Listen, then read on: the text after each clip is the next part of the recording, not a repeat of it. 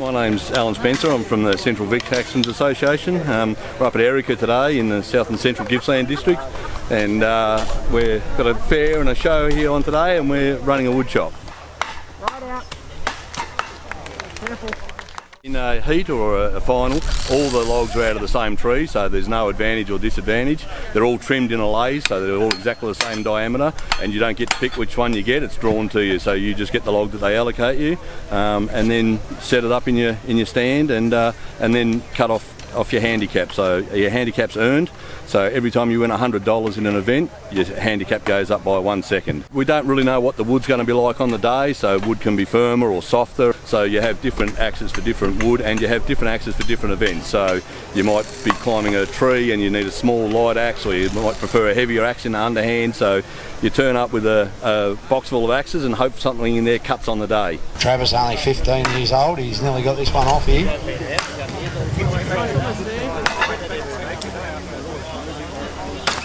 Right over. There we have it. Good effort from them young fellas. Obviously whoever cuts their log in half first wins it. I think in this wood today they're cutting through these in probably 30 seconds, or maybe a little bit under 30 seconds. It's really nice wood here today. It's been well kept, and it's nice and soft and nice and moist, so we're getting through it really nicely. The one that's standing up is called a standing block.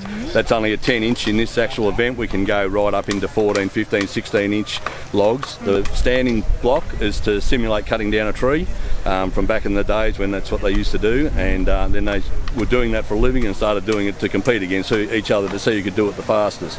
Started in Tasmania, I believe. The ones that have been laying down, they're called an underhand log. The underhand is to simulate cutting a log once it's laying on the ground, so you stand up on top of it and cut the log in half with your axe. And they were 12 inch today, so they're a bit bigger diameter log, so they take a little bit more to get through.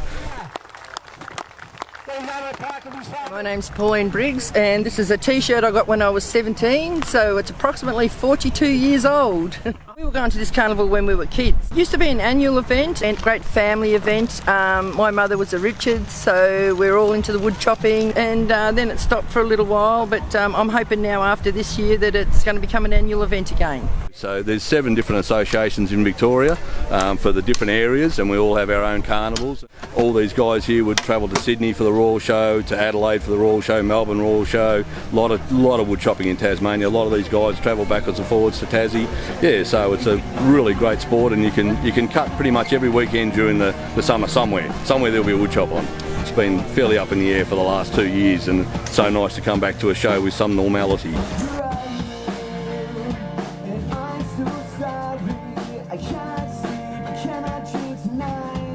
My name's Beck Closter. I'm committee member of Erica Country Expo and the owner of Erica Caravan Park. I think the event this year was all about bringing the axe challenge back and the wood chopping, and bringing back a bit of country and people being exposed to what we have to offer up here. And I think also just bringing people back together in a really safe environment, and people coming together after everything that everyone's been through in the last couple of years. A lot of people don't think of coming up here in the summer. What sort of things can people do at this time of the year? There's so much. There's bushwalking, four-wheel driving, greenland, mountain bike riding, and just good old-fashioned country air.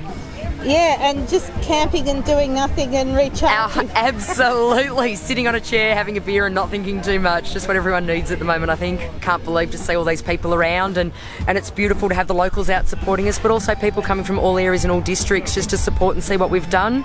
And honestly, we're really proud of ourselves for what we've actually pulled off. It's been an amazing day, and we're stoked at the outcome and the success of it.